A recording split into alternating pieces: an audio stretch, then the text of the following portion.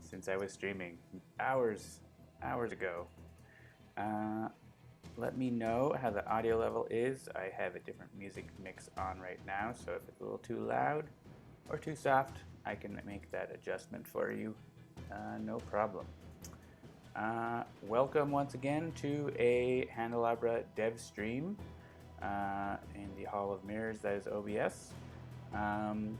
We are going to be doing some Aeon's End development again this week. I'm starting today. I'll be doing some bug fixing and UI development as we're rounding things into form towards early access. And that's going to be followed up by Cam, who is fairly new at Handelabra Games, and he's going to show how does the game get from Unity up to Steam. There's some process involved in that, and it's kind of an interesting topic, so looking forward to that.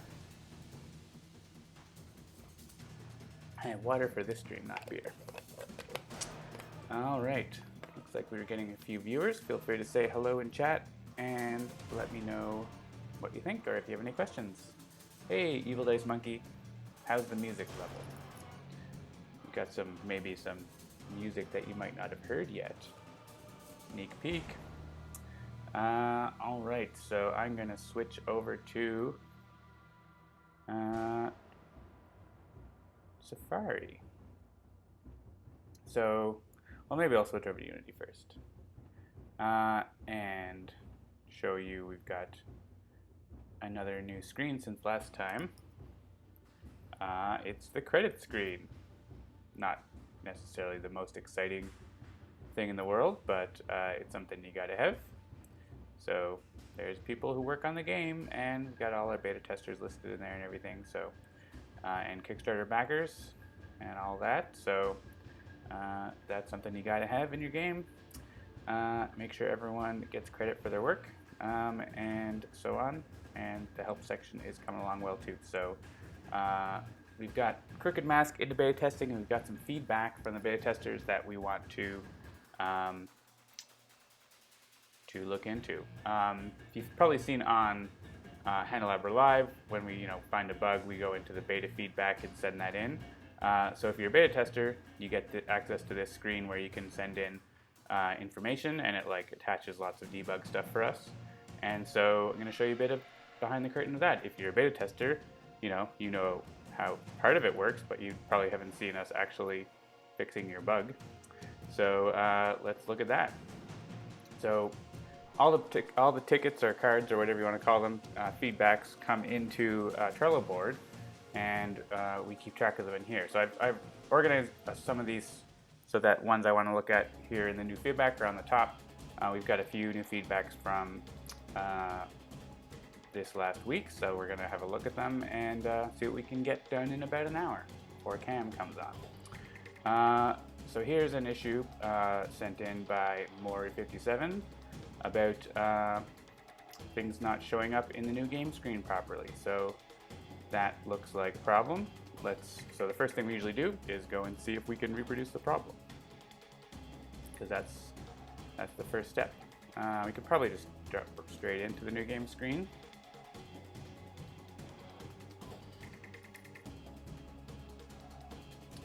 And let's look at, they said if I clicked into there and right-clicked on a card, I got nothing, and nothing is because there's a null reference. So that is what's going on there. So let's open that, double-click on it, and you can see, so here I think we've just got a null reference because in the new game view, the cards are just created from scratch. They don't necessarily have an owner location.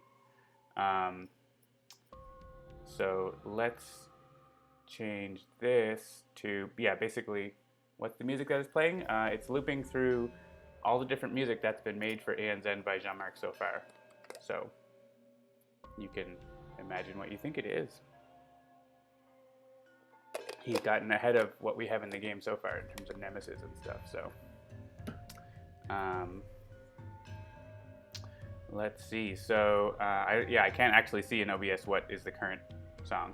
It's just it's playing randomly through these songs. So So here I basically just want to, so this logic is saying if we're not allowed to show the front of this card because because the player doesn't know what the card is, then we don't want to show it. So instead of, we can put like a null check in here, but we can also do it like this in modern C# that we can use in here. We still have the game running, that's why fans going crazy and it's going slow. So we can put a null check in here like that, and then we can, because it's now nullable, a bool question mark, we have to put equals false instead of null. So now this whole thing is basically going to be a nullable boolean, which means sometimes if the owner location controller is null, we can actually put another one here. So if the card is null or the owner location is null, it's going to return back null, and so we want to check, basically see if it's actually false. That's what we care about, versus it being null or true. So that should fix that null reference. That's a pretty easy first one, unless there's another place where that's happening. It's possible. During a game, that owner location controller will never be null, but in this spot in the UI, it is, which is how that slipped through in the beta version. So let's try once more.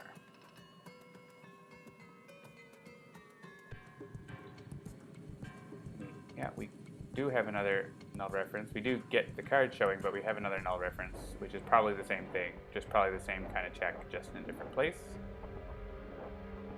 Yeah, same check, so we're just going to do the same thing.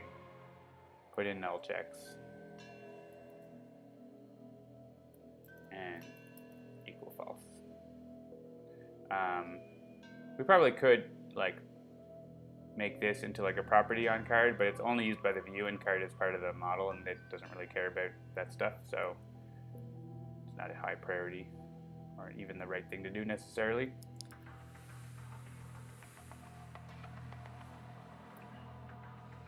Let's try it once more, and that probably is it. That last bit was just like whether we should show the flip button, which, you know, if the card is, if you're not allowed to see the front of the card, you shouldn't get a button to flip it, right?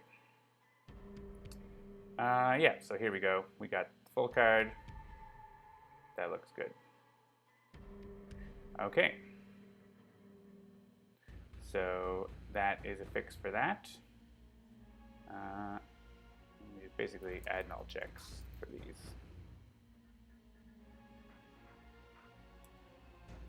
Cool, and then we can go back to the beta board, and this card is going to be, and if we open this, you can see there's probably, yeah, those exceptions are already, we capture those and put them on the Trello card, but I just jumped right into it without even looking. Let's move this to pending changes, which is a list. So this board is basically organized left to right in terms of status of things, and so we have a pending changes list, which is things that are, you know, we have fixed them locally, but they're not available for testing yet.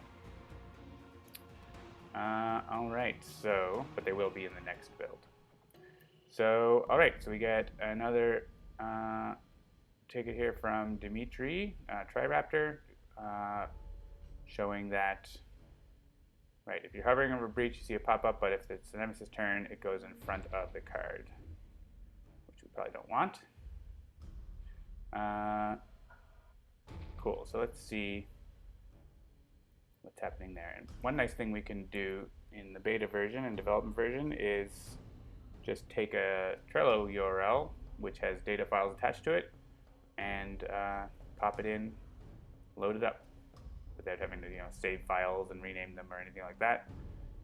We have some code here that will download the files. Actually, it downloads a list of files, and if there's multiple, you get an option of which one to open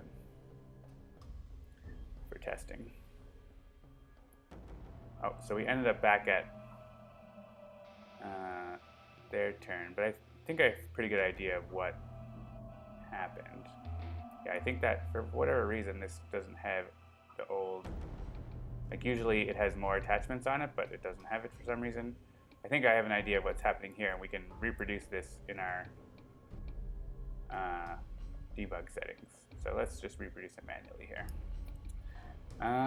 Okay. So we don't want to continue the game. We do want to prep spells. Just prep sparks in the first 2 breaches.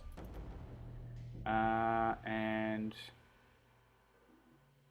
yeah, but don't super care what card the Nemesis plays. We're just going to get them to play a card.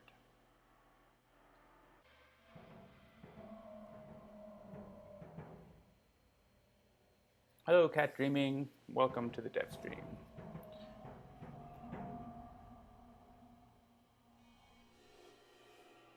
All right, so we get the Nemesis playing a card. So we're gonna like, oh, let's look at this tooltip, right?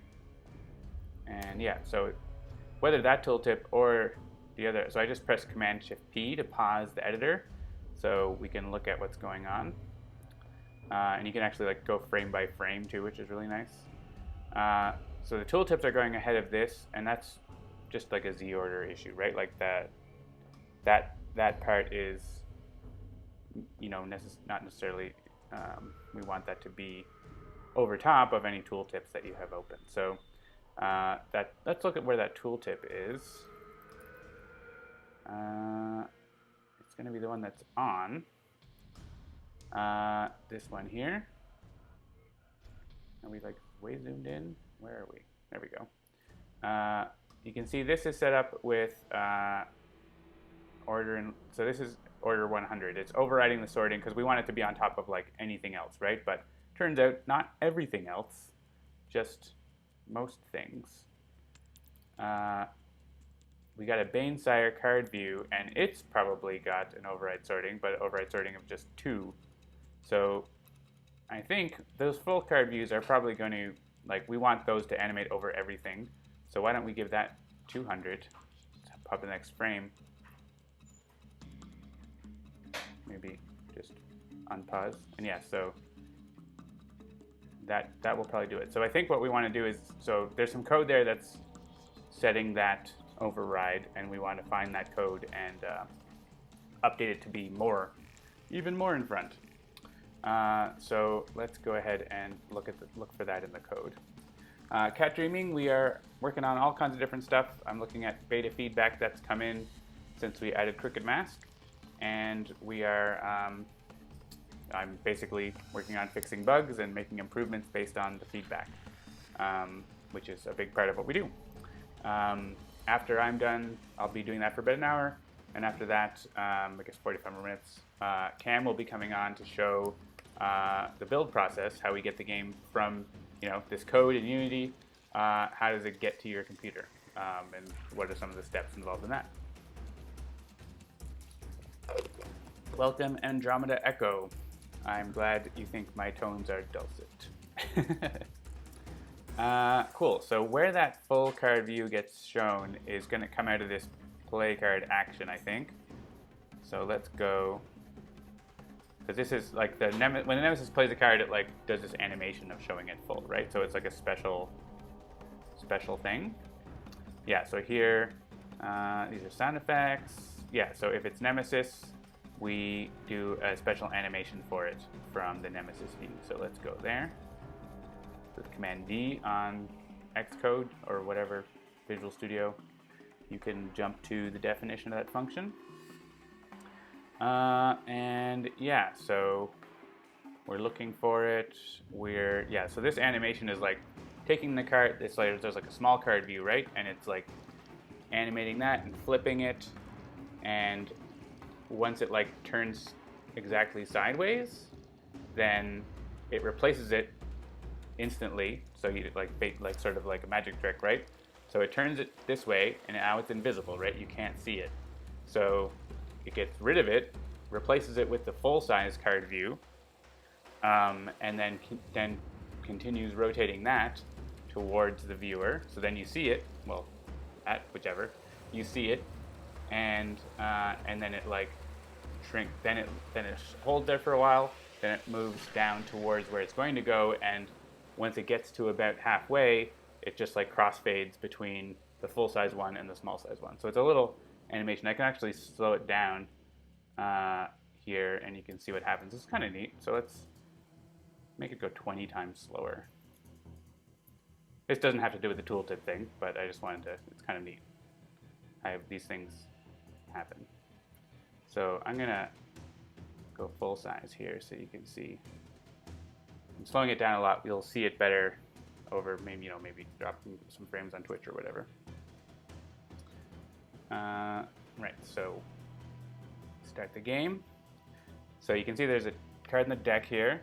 The card in the deck is now moving and turning, and there it switches, right? It switches over to the full size one, and then continues to, but it's scaled down, right? It can just scale up, and then we see it for a period of time, and then it comes back down, and as it's going down, it's cross-fading into the small size one, which is scaled up, and then gets back to where it is. So when that all happens really fast, you don't, like when it's going really slow, you're like, oh wow, there's some weird looking bits there. But when it's going fast, some of those weird bits are necessary to make it look good. So that's one of the interesting things about animation. Is if you make it look too perfect when it's going super slow, it then doesn't look right when it's going fast, because like things don't sort of go right. It's weird. Yes, it is magic and witchery. Hey, Takewalker. All right, so yeah, here's all this code that's doing this. It's moving the card, flipping it over, partway flip to the side, and there's going to be somewhere where it's setting it in front. Yeah, so here, the full view set in front, which is a thing we have that we use a lot. So we have it in this base view class that we basically put everything comes from that, so we can always set up those components to override and everything without having to put those manually into every object. So instead of this being 2, let's make this 200. So it's going to be in front of tooltips, which are at 100. That could be a constant somewhere probably, but think about doing that. But then the tooltips, they're not in a constant; they're just in a prefab. Sometimes that's a little annoying. I'd like to be able to hook constants up somehow like that in Unity, but that's not a thing. All right, so we're going to, this is going to go at regular speed, but we'll have a tooltip open while it's happening. So let's get a tooltip of this card, sure, spec, and, oh, that's still in front. That should be, that's weird. Did I not save the file? I wonder if this,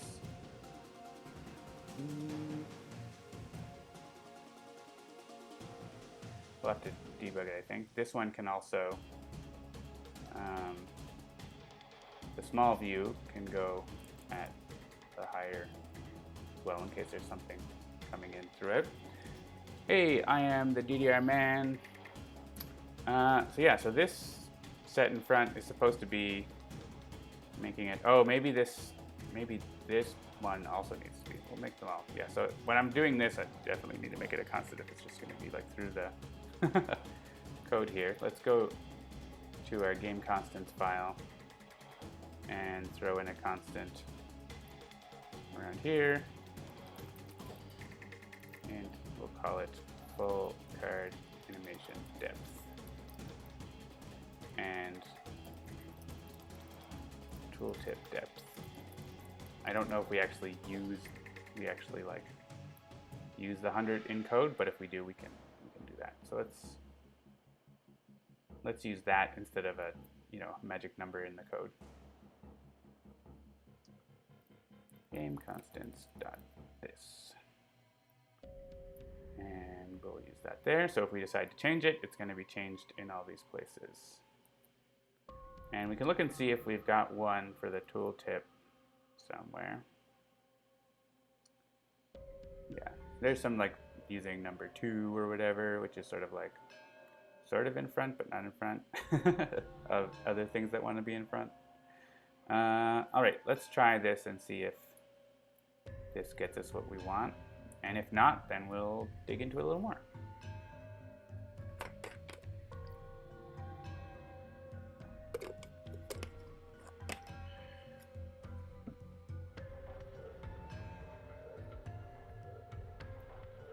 This is not, by the way, like a huge bug, but it's good for dev stream because it's fairly easy to explain. All right, we got our Spark, and I'll get ready to pause the player here. Yeah, so this happened again. So maybe one of my code didn't work or something. So open sky. Notice one thing, the Z position is like way minus, which might be causing a problem. Oh, I see. I bet the tooltip is on the front layer. So it's like, it's gonna be in front no matter what, right? Yeah, okay, so that's something we can add to our set in front thing. So set in front doesn't like that, the sorting layers are sort of like the first thing, like that's more important than the number, right? So the tooltips are using one that's meant to be always in front and the other thing isn't. So and I don't know how. Layer? Sorting layer ID. Sorting layer name.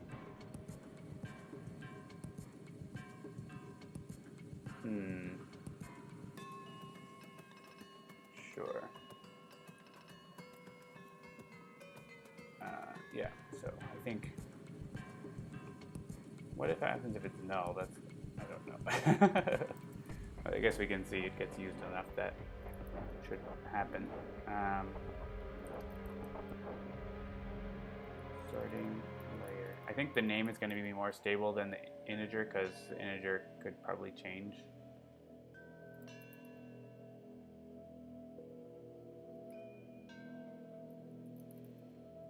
So if we just do this, and if null is a problem, then we will see what happens because it's a default parameter that's going to be null. So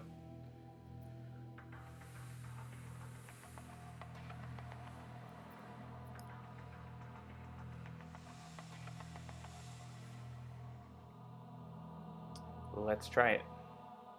And then if it works, then we can pass the right parameter and we should get what we want. So it's still going to have the same issue with the thingy, but I just want to make sure like it doesn't like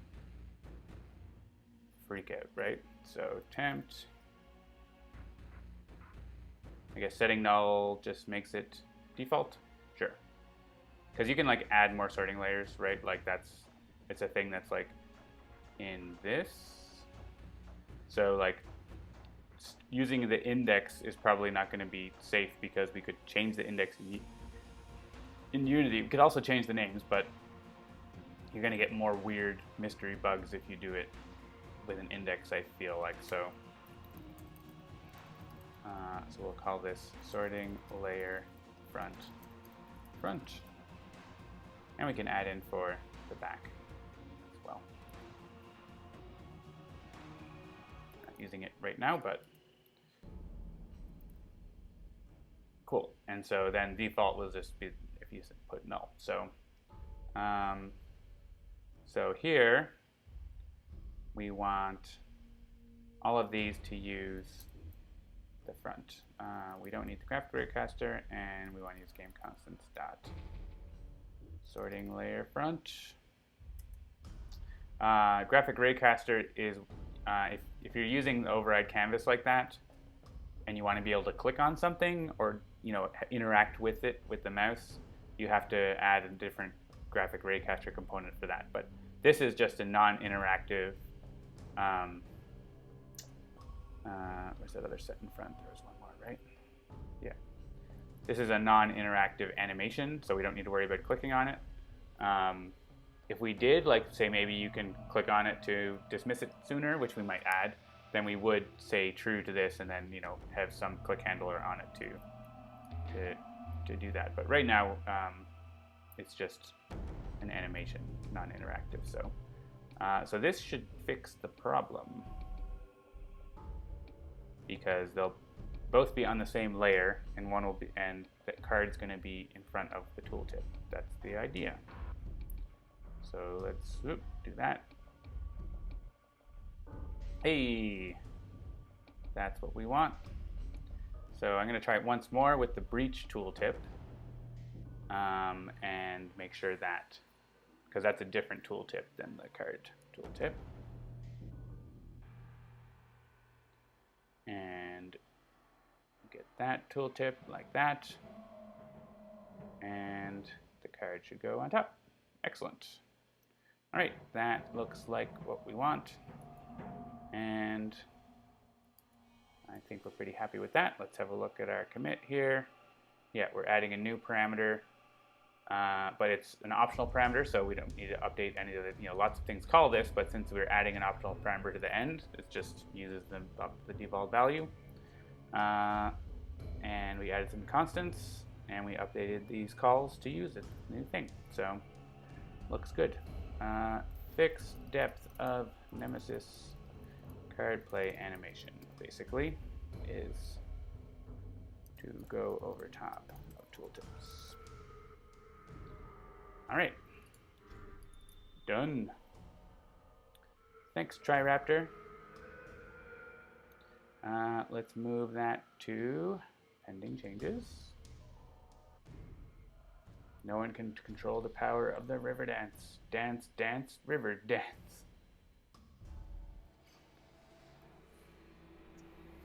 Oh, Triraptor is in there. Hey, I didn't see it before. Hey, you see all this Master Chief icons? That's Triraptor reporting lots of bugs for us.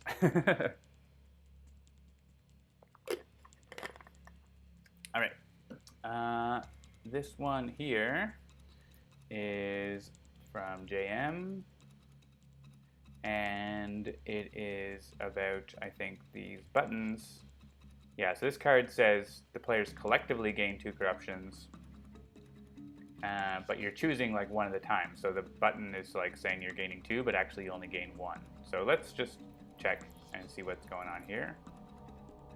Master Chief fighting the bugs. It's like a combination of Halo and Starship Troopers. So I want to go back to the main menu and load this URL. Could add something to the debug settings to have a URL. That might be handy too. Then I have to go back to the main menu all the time. You have to put the download code in the game view too, though.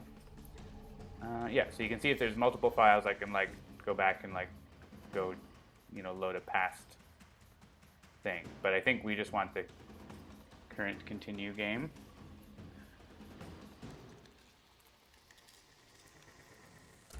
Oh yeah. Oh, interesting. Oh, okay. This is what's going. Yeah. So it's still black here. This is related to another issue.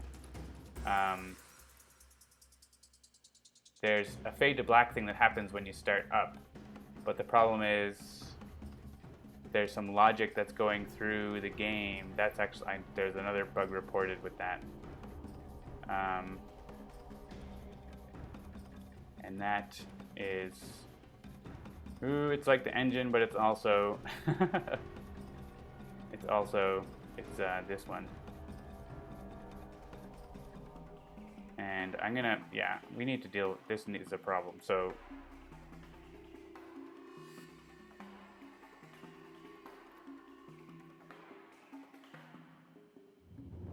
related to this. Yeah, so what's happening here is when we continue the game is like trying to like get set up and then like run the game, and the game's supposed to like, we're supposed to like, I'll show you the code, I guess that'd be easier to explain instead of just like blurting words, right? And we want game view controller. So when we start up, this is the start of the scene. So we're just like hooking up some delegates. See you later, Evil Days Monkey.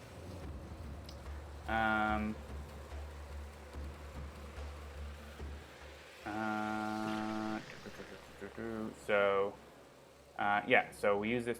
I just added this in this new version. So we fade from black, like from the loading screen, right, into the game. So you get a nice sort of intro instead of seeing a bunch of unfinished stuff.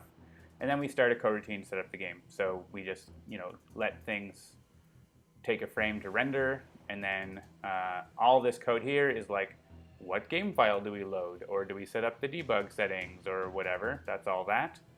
And then if we head a game, if everything is good, we call this display game.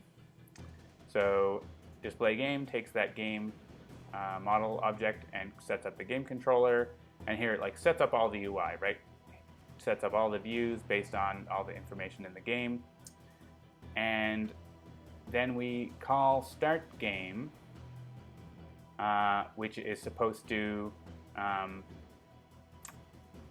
like basically this is supposed to start run whatever needs to be set up at the start of the game, like put cards where they need to go, stuff like that, and then come back to the UI. And then we can continue, and then we can start to get the game going with this can run game is true. Then we continue. In the update method we run the game. So the problem is when we load a game, sometimes this doesn't come back, and it waits for you to it goes in and starts doing decisions and stuff like that. And so we never get to this code until afterwards. And so that's why the music wasn't playing. That's why the fade image isn't unfading. So I'm just gonna move this code up, for now. There's still, this needs to come back. This is a problem, and that's why it's in the engine list. But that's something I need to talk to David about. So I'm gonna move this code up here. So we're gonna play some music, we're gonna fade in, and then we're gonna call that. We might get some glitchiness because of that, but hopefully not too much. Basically, I want the players should have their cards in hand, and stuff like that should all be already set up. I am the DDR man. Will the ability to save a game in mid-turn and resume later be available in the final product? Probably not in early access, but we are planning to do that. Yeah. Right now you can just it saves at each phase, but we're planning to add undo support, in One Deck Dungeon, which requires you to be able to have partial steps during your main phase and stuff like that. So yeah. So I'm just going to move that code up, and we're going to try again. So this should continue, but it's still I still know that it's wrong, right? It's still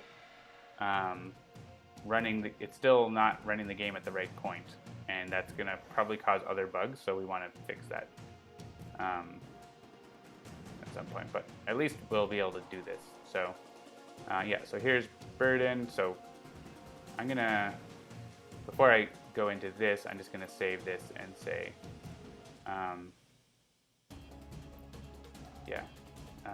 adjust timing of playing music and fading in to work around engine issue with start game. And I'll make a note on this card here.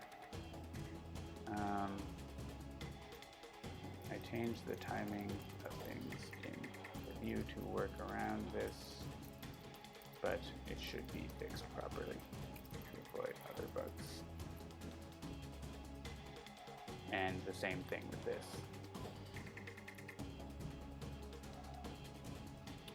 Cool. All right, so let's go and see this actual bug we were looking at. Actual other bug, I guess. Sometimes you never know what you get into when you're looking at something, right? How are we on time? 12:30. Yeah, so players collectively gain 2 corruptions, right? So each decision here is gain 1 corruption, right? So if I click Phaedraxa, she gets 1 corruption, and then, yeah, so this is sending the wrong number. So this is actually an engine bug because that amount should be 1. That number it should be sending is 1. So I'm just going to leave that one for David. It should be a pretty easy fix though.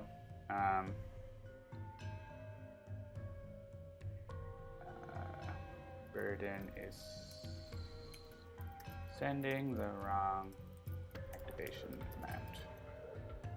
select turn taker activation. Boop. Put this in engine. And all right, so got a couple. These ones are similar, so I wanted to look at them. Another one from Triraptor, and also reported by Alan. So I have only 3 cards in hand. I need to click corruption card, but I don't see any. And do we have any errors? There should be only 9 supply piles, but 27 were provided. What?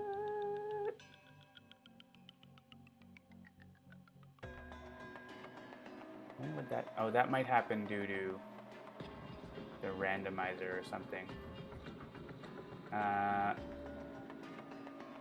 Anyways, let's see. Does that happen in the other one? That might be just... No. And then this one about the coroutine, this is one I've seen in a few reports. That's probably a UI issue we need to get to. But all right, so let's load this save and see what we get.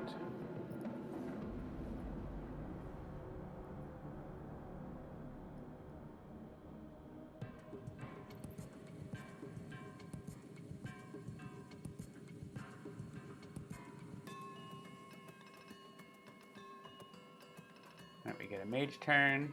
All right, so I think we load the game and it's like, it's fine, but it's because something was happening from before, right? So we need to load an earlier save. So we'll see. That's why we attach multiple files with the past couple of turns to see what's going on here. So we'll go back as far as we can here. Yeah, so she's got them in her hand here. The Nemesis does just nothing thing. So we need to go further,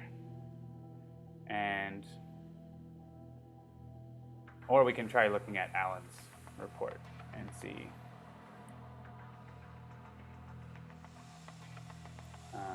Maybe we can go further back on that one.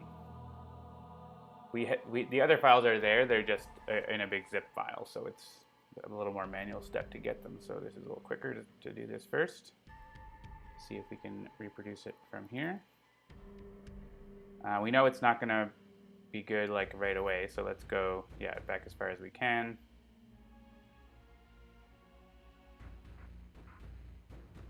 Yeah, so I think it's the same. Kadir ends up with the card, right? So yeah, we've got gain a spell from any supply pile. Sure. Good one. Get 3 corruptions. I mean, maybe this is happening. Yeah, actually, this is happening to Gian. So I assume they just like clicked all their cards.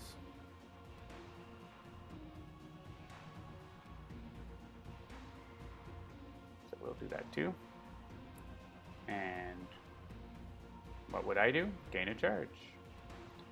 We can double check the log and see if that ends up being a factor, but probably not. So draw phase, we draw 3 corruptions, and then start of turn. Right, but the problem is the corruptions didn't get drawn, right? Like that was the issue. It was this one. Gain 3 corruptions, place them on top of your deck. So what happened? I don't think I saw that any coroutine error. Yeah. This might be a tricky one. Yeah, so we see. Yeah, actually, so the corruptions are not showing in the hand, but they just did, like either the animation didn't work. We're seeing the right number of cards. I think there was 12 left in the deck. Let's just load the. Looking for clues in the screenshot and stuff, right, about what happened. Clearly there's a problem. Just have to try to figure out how to reproduce it. So yeah, 12 in the deck is correct. But why didn't they get I think it must have been like the draw animation didn't work. We can look and see in the player log if there's any error messages or anything like that, or warnings.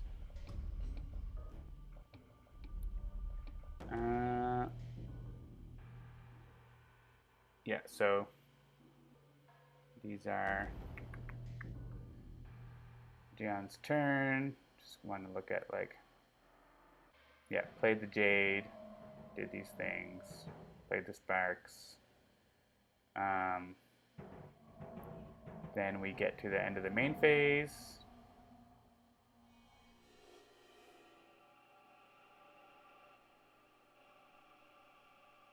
Deactivating all those activations. Oh, it's logging 3 times for everything. That's weird. I don't know if that means anything.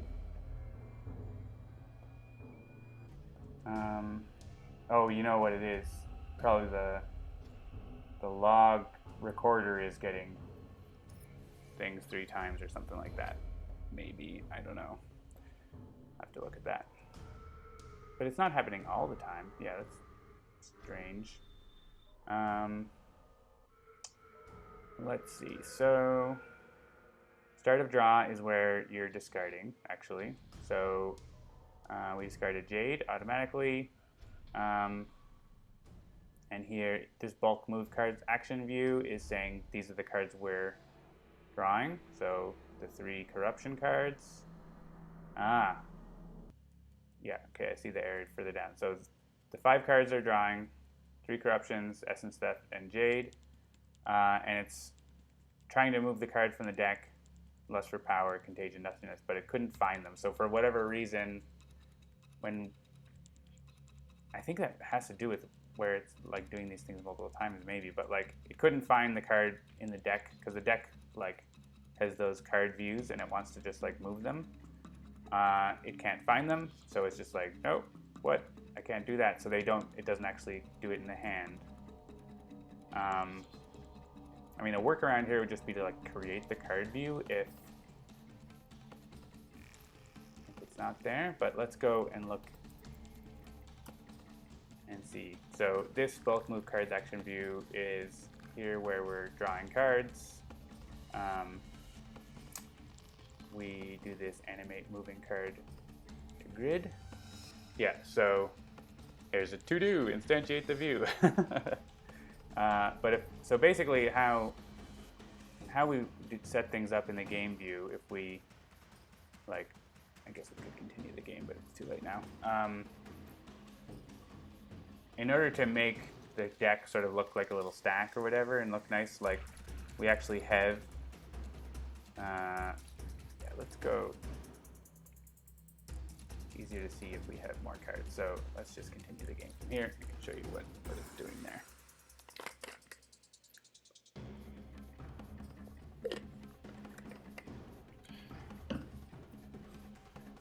This and just the continue game. Yeah, so let's zoom in on this. You see we've got like all the cards in the deck. We actually like they're pretty lightweight card views. They're just the back, so they just have like just one image, right? So all of these cards are in here. You can see like the little thing up there moves as I select different ones. And they're a little offset from each other, so you get this like nice little effect of a stack of cards. Same thing in the supply pile. You can see that there's like a little stack of them, and that's like copies of the same thing. And they're all using the same graphics and stuff, so they don't take a lot of time to draw or anything. It's just all one draw call. But the issue was that card didn't actually get, like the card in, it's a little tricky because in the rules of the game, in the engine, in the model, in the controller, the card is in the right place. But in the UI, it didn't make the view for it properly, or something got disconnected from where it was versus where it is now. So it wasn't in the right place. So the UI couldn't find it, and So it was like, I can't move it, right? And you can see that in the log where it was saying that was that line here, could not find the card view. So like, I just have this as a to-do and a warning because this should never happen, right? Like we shouldn't lose card views, but you know, bugs happen. Maybe there's a logic path somewhere where something gets parented wrong and gets lost track of. You don't want that to happen because then you end up with like objects that are just sitting around taking up memory and not, you know, you end up with that's actually a memory leak to some extent. It's not huge, but it's, you know, something. The scope isn't huge, but you know, the issue where you go to draw a card and the card's not there, the card view's not there, so nothing happens. So I'm trying to think, I don't know if I can probably solve this in 15 minutes, but we can try to reproduce it more or see what might have happened. So this save does go back early enough, but maybe not early enough, right? Like maybe it needs to go back earlier, because maybe that card view was around earlier, and that has to do with what happened. So here on Gion's turn, we have 14 cards in the deck. That's fine. The corruption deck is over here. Whoop. Zoom in to that. The corruption deck is the same. It's got the same kind of thing, right? It's got all the cards in it. We don't offset them in the same way. We probably could, I guess, because you know, we could put like a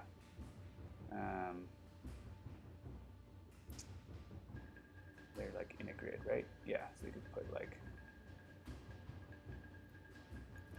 that or that, and they like do the little stack up. We don't do that for the Rageborn strike deck because it doesn't really matter, but actually we'll probably change that to do that because it looks cool. It gives you a little bit of a 3D effect, right?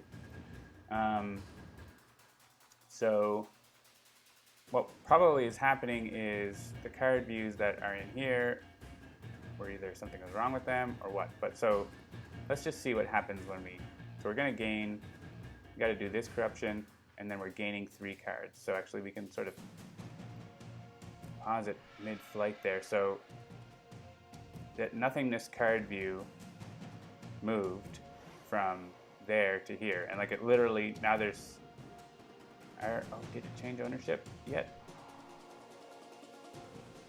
Oh yeah, it is. You can see they're leaving from this area. They're leaving from this parent, and now there's only 4 in here, and in the other area, they're in here. Griswood Amber on the very bottom is going to be those probably, right? Less for power, engage in nothingness. So that worked, right? But so the problem is like there was, and then the other one went back, so then we have 5 in here. So actually, there's supposed to be 5 in here, but there's only 4. That is a problem. So I bet this game has been going on long enough that that 5th card, what's the name of that card that was doing that?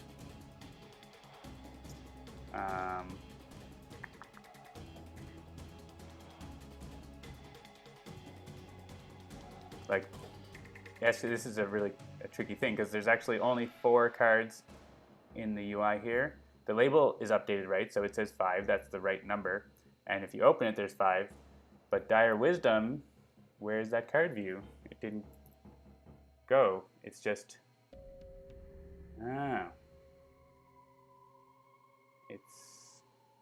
it's in, yeah, okay, it's in the inspector panel. That's fine. Because that didn't clean itself up, I guess. That's okay. It cleans itself up when it needs to. But where did that Dire Wisdom is supposed to be going from the hand to the deck, but it just went away because it gets, because it gets destroyed, right? But instead of being destroyed, it moves. So it's getting destroyed, so it gets rid of it, and then it doesn't create it properly. So I don't think I'm gonna get through this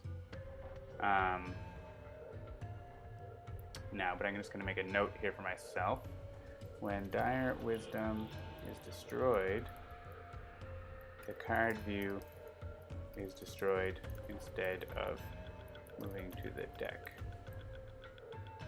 Then the deck view. Then yeah, so I think what happened is those other corruptions, then when it needs to move from deck to from Crooked Mask to a player deck, the view can't be found. So that's not like we're not moving Dire Wisdom this time, right? Because it's on the bottom. But previously, those other 3 corruptions had been played, right? Had been played and activated and moved back to the deck, or were destroyed, right? And so we lost that card view, is what happened. So I think we need to we can set up this situation again. I think by having just 1 card left in the deck and then making it happen. But I think just fixing that destroy thing. So I'll show where that is. I think going through the full process of verifying this fix and everything is going to take a little too long, but let's see what we can do. So, hello M80DK. When is this approximately finished? Good question. When it's ready, when the bugs are fixed enough and we're happy with it. So we're working hard on it right now, before your eyes. All right, so destroy card action. Yeah, so so what this does is it goes and looks up the card view. It goes and looks for it and asks the location view to destroy it, because there are reasons why this has to be done this way. And what it does is say, basically fade out the card and remove it. If it's somewhere else, we just get rid of it. The problem is this destroy card action, in the case of corruptions, it's not really destroyed, right? I don't know if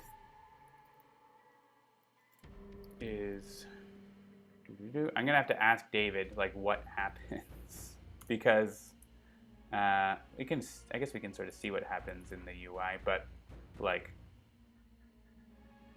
we need to be able to know that this needs to happen, I guess, right? So we can see what happens when we run this. Oh, we need to load the old file. Whoops. Yeah, it's been fun to have dev streams. I think we did our first ones with Sentinels back in the day, but they were typically more almost marketing dev streams, right? It was for the Kickstarter, and it was we prepared some stuff in advance and sort of showed how things are done. But with One Deck Dungeon and Zen, we've been more all right, we're just going to work and talk while we work and be on the internet.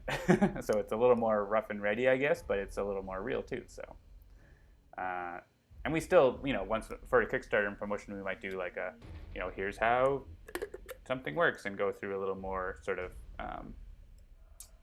educational type video. But I think there's a good place for both of them.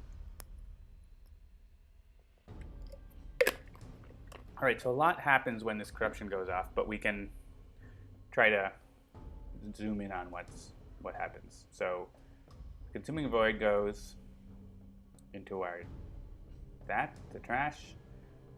We get the corruptions, 1, 2, 3, and then the card gets destroyed. All right, so let's just stop this and look at what happens at the end here. So there's moving the card to the trash. That's the Consuming Void. We move Necklace to the deck, we move Contagion to the deck, move Lust for Power to the deck. And then Dire Wisdom moves. I thought it gets destroyed.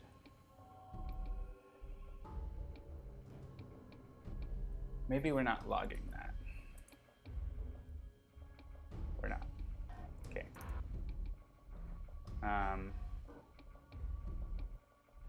Let's log that. Maybe I'll just set up a debug because it's a little quicker. Let's just, put Fever of War in your hand. Don't have any spells. Start with Mage 1. And don't continue the game. And then we'll just like be able to do it over and over again, right? So let's do that. We'll look into this. I don't know if we're going to be able to fix this today, but we have an idea of what's going on, so that's the main thing. All right, so Fever of War is going to trigger and suffer 1 damage, deal 2 damage, destroy this.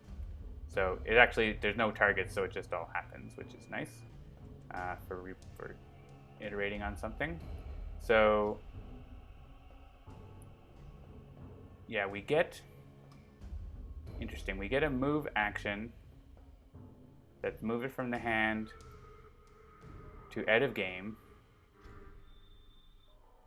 as part of a destroy card action, but then we get a move card from out of game to the deck. So I think, but this isn't actually creating the card view. It's just like, nope. I think this logic is probably not it's probably not logging if the card view doesn't exist. It's one thing we want to add.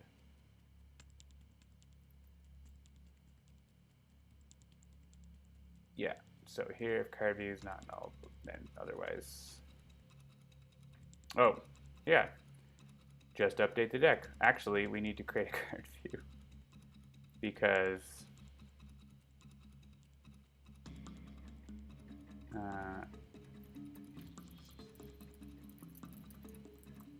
we need to update the count, but we also need to create a card view for it. So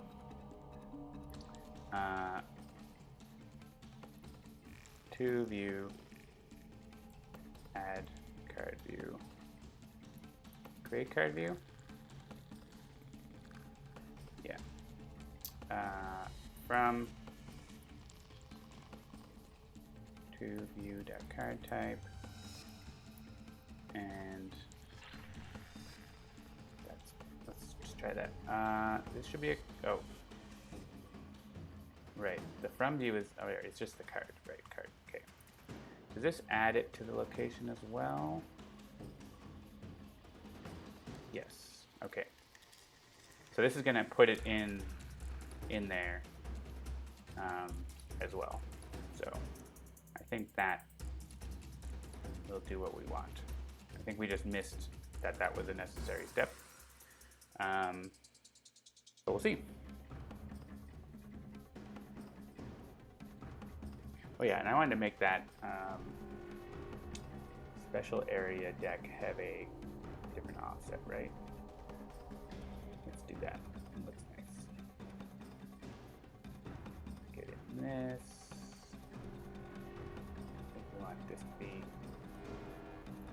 -91. Gets you going to root down a little bit, or a -89. One or the other.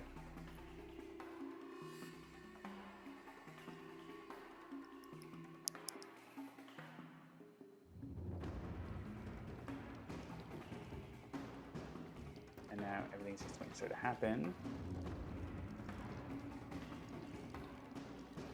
Oh yeah, that's looking a little scaly downy. So that goes back to the bottom of the deck. And I saw that card view, we saw it, right? Like blink up a little bit. And then Fever of War is on the bottom. Or is it on the, I'm not sure if it super matters. Well, it might actually matter that it, let's run this again and just make sure, because it's supposed to go to the bottom of the deck, right? So we want to make sure that we put it there in the right place. So the top card, Reckless Might. Oh yeah, Blind Abandon is the next one. So I think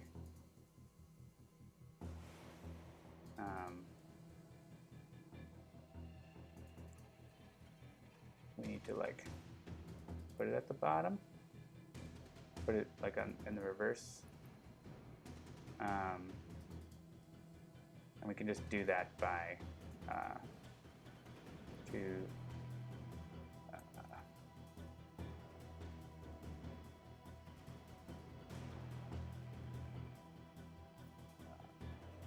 card bar, card view, and we can just say, oh, going back to bottom of deck,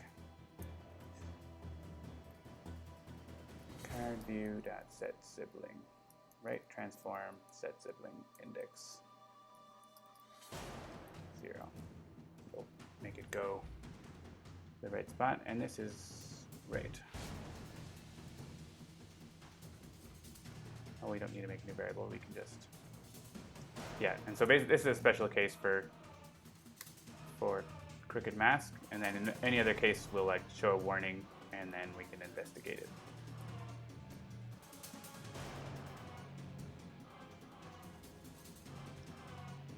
All right, let's try that, and that might fix the bug.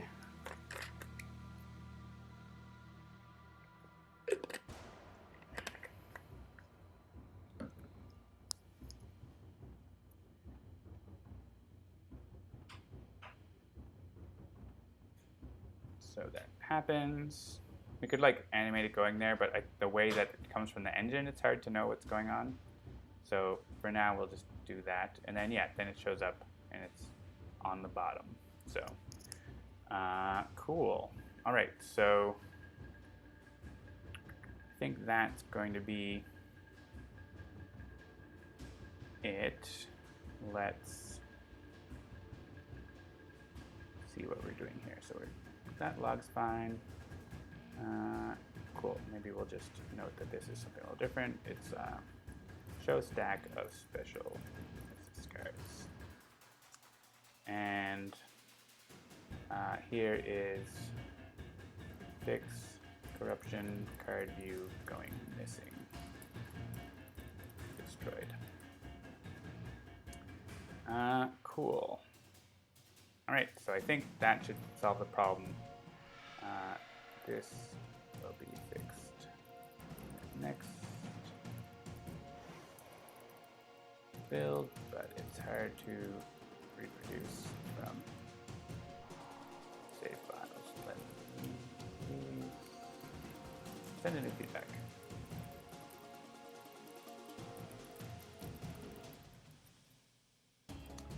And let's move that to pending changes. And TriRep reported it as well. So we'll just do the same thing. All right. So I think that's about time. A few more bug reports, but things are going pretty good. We're getting pretty close to getting it available for early access. I don't know if it's feature complete. It's pretty close there. The main thing, I think feature-wise, we're looking to get in is make sure the help is all good and everything, as well as a few other things. So yeah, we're just getting the finishing touches on, and we want to get people playing it and sending feedback from the public. So yeah, stay tuned and enjoy, I think. So maybe actually while we're going into cams, I'll do a step from mine here, which is to get a build ready so he can see those changes in there. So let's go back to Unity. I have a little thing. Increment build number is just a little script, an editor script that updates the build number in the project settings, and you can see it's logging that stuff here. It it re-imports the script to make sure to cause a recompile, and then we have a script called current bundle version that like we can use to like show the version labels and stuff like that. It's not as easy to get the version number like from Unity code, so having that is handy, and it is a good way to make sure that we know what version is out there that's important. what version are you running when you report a bug. It's important for us to know that, and this lets us sort of get at that programmatically. And then we just make a commit for that, bump build to 14. And we're going to push that up. Part of the build process is we have a branch that the builds go off of to make sure that, if we're, looks like we got some changes that I should have pulled down first from Jennifer or someone.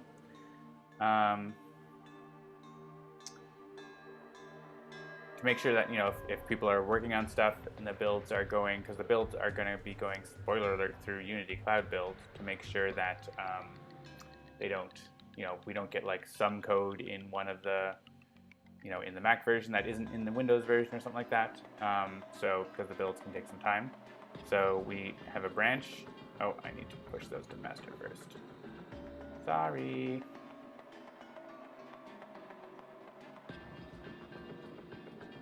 Push to master.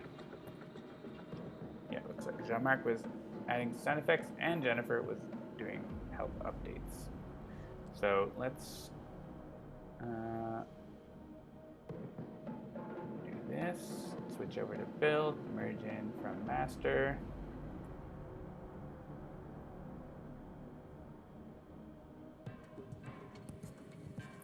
And we've got 38 changes since the last build. Push those up, and then Cam will have those for the build. All right, so that is going to about do it. And I will sign off here. And so Cam, if you're ready to stream, you can stream as soon as I go offline. If you're not, I will jump on Slack and help you out. Thanks, everyone. We'll talk to you later.